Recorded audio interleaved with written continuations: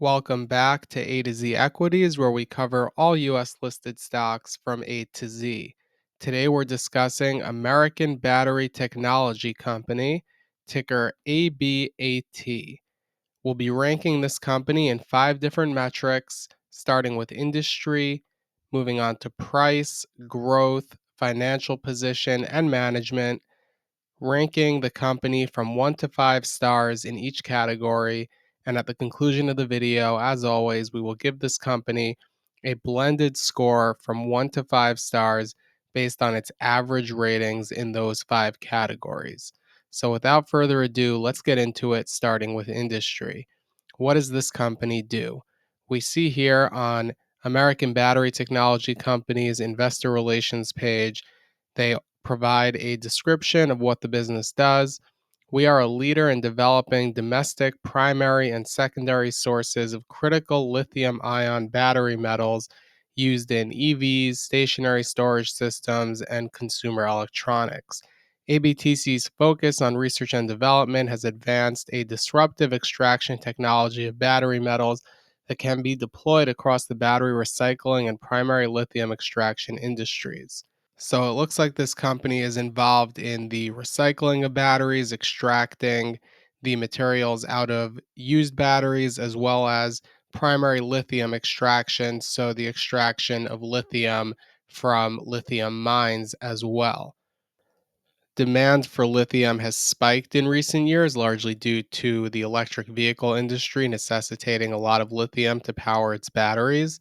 And so that is definitely a growth industry, although it's also worth noting that electric vehicles are currently going through a recessionary period. Price wars, prices are falling, demand is not keeping pace with expectations. And so that is something that could potentially affect this company negatively. Now, on Wikipedia, we see American Battery Technology Company, formerly American Battery Metals Corporation, is a US based battery recycling tech startup founded in 2011. It employs a hydrometallurgical process to recycle batteries and a targeted extraction system to extract raw materials from primary resources. So that is what this company does. They develop technology that assists in the recycling process of batteries as well as the extraction of lithium. This industry presumably has a future. It doesn't sound so exciting. It doesn't sound like a high growth industry, but it sounds like something that could be beneficial, needed for the long run.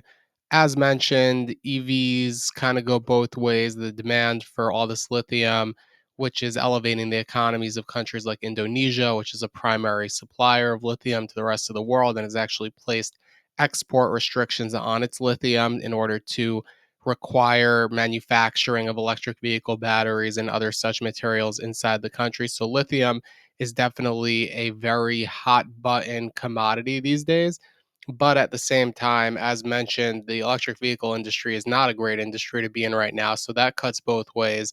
Clearly, this company has some exposure beyond electric vehicles, but that is the first industry that's mentioned on their investor relations page. All of that said, we're going to give them 3 stars for industry, straight down the middle to get this company started. Let's move on to price and see how the company is valued in the market. So we see that the company's market cap is 57.13 million, $57 million market cap. And let's see how that compares to the company's price. So on the company's financials, we see that there is zero revenue. So that would indicate that this company is pre production. It's been around for a while. We saw it's been around since 2011, and it's been incurring some expenses since 2016. So it looks like it's been operational since 2016. But all of that said, there are still zero revenues. This company is still developing its product lines, its services, whatever it plans to offer to the market is still being developed. They don't have any revenues yet whatsoever, only expenses. So we see, thankfully, their expenses are not so high. They're somewhat under control. They have definitely risen over time, which is what you'd expect to see as they hopefully get closer to launching products and services. we see that their earnings from continuing operations, their net income is very negative. Currently, their net income is negative 36.2 million in the trailing 12 months that have been reported, and that is definitely significant when you compare that to the company's $57 million market cap. So they're losing about two-thirds of their total market cap. Well, a little less than two-thirds to give them credit, but more than half of their market cap every year at this rate in net losses. So that is not a good sign for this company. So again, they have no sales. Their earnings are very negative, and so that's not going to make them look too good on the price front. We see that this company's losses are not as bad on a free cash flow basis, less than 20 million a year in losses on free cash flow. We also see that in the past they've sometimes had positive free cash flow, like in 2016 when they posted a really good number. We're not going to dive too deep into figuring out why that was the case, but nonetheless, well, we see here other operating activities, whatever that means. So they did have some positive free cash flow in the past. Their free cash flow looks a little bit better, still negative. So we're not even doing price ratios here like we usually do, comparing the price to the earnings, to the sales, to the free cash flows, because the earnings are negative, the free cash flow is negative, and the sales are non existent. Let's see the balance sheet and see whether they're doing any better there, if they have positive net assets, and it looks like they do. Total equity is 70.1 million. So that's actually more than the market cap. So this company has a price to book value ratio of less than 1 because the market cap is 57 divided by 70. That's going to get us a number that's less than 1. So that is good. That's a good ratio. Tangible book value is close to that. Tangible book value is also more than the company's market cap. And so that is good. So everything looked really bad on the price front up until we got to this point where we're looking at the book value and we see that the company is discounted to its book value. Now, that could make sense in this case. Usually, you see a company that's trading below its book value, that doesn't make any sense. In this case, that makes sense because the company is bleeding cash, bleeding money, not making any money, and losing a lot of money every year on the bottom line. So the market is basically anticipating that this book value is going to continue to decline over time. That said, we do see that the book value has actually just turned positive in 2021 and has generally been trending up since then. So that's a good sign. Not sure how they've managed to do that, probably by diluting shareholders, by issuing more shares. We'll get more into that. But all of that said, the book value ratio looks good. Price to book value looks good. So for price, we're going to give them 2 stars. The book value is going to get that up. I think they would have gotten a 1. When you've got zero revenue, huge net losses, smaller cash flow losses, but still losses on free cash flow as well on a consistent basis, you're heading for a 1 or a 1.5. But because of this book value ratio, which is really attractive on its face, we're going to give them 2 stars for price. Moving on to growth. So, again, on the revenue front, obviously there's no revenue growth. That is zero. It's always been zero. On net income, we see very choppy record here, but generally trending in the wrong direction. 2021 was their peak loss. They recovered a little bit since then, but in the trailing 12-month period, their loss is exploding again as opposed to 2023. 2023, the net loss was 21.3 million. Trailing 12 months is 36.2 million. And a lot of this 21.3 million number is also in this number, which means that 2024, thus far, the first half of 2024, has been really bad for this company. Well, actually, it's only 1 quarter of this year that would be included in the trailing 12 months because we can see here that the fiscal year ends in June. So, assuming that they haven't yet reported on the June ended quarter, which is what it looks like, they've 3 quarters of this 36.2 million are new quarters. One of those quarters overlaps with the June 2023 fiscal year end. In any event, as we mentioned, this number is going up. These losses are going up. So, that's a negative growth trajectory there.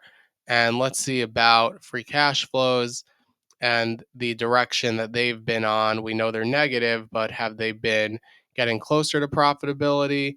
And the answer is no. If anything, they have been getting worse. The negativity of the free cash flows is actually increasing little by little. 8.2 million, negative 12.2 million, negative 16.1, negative 17.8. So that is not a good growth trend. Moving over to earnings estimates, maybe analysts think that this company is actually going to start making some money. Let's see. Starting with revenue, we see that already for this year they're expected to make 5 million in revenue. Presumably that's expected to come in the June ended quarter because I don't know when else it would come. They already haven't posted any revenue in the first 3 quarters of the year, so it's got to come in the current quarter, the quarter that they're going to report for the end of June 2024. So that's expected to be 5 million, which is an infinite increase over zero. And then 2025 is expected to go up to 100 million. And that would again be exponential year over year revenue growth of 1900% as opposed to 5 million in the current year. So those are the analyst estimates. We always take those with a grain of salt, but they do come into play. And then we see here the EPS estimate, earnings per share estimate for the current year is expected to be down 19% as opposed to last year. And then next year, it's supposed to narrow, that loss is supposed to narrow to negative 14 cents per share, and that's 76% year over year growth. So that's really good. Obviously, everything we saw up to this point has looked very negative on the earnings front, but these analyst estimates look a little bit better, which also improves things. Again, this company was headed for less than a two, so they're going to land at a two thanks to these analyst estimates on the growth front. So we have three so far for industry, a two for price, and two for growth. Let's move on to financial position.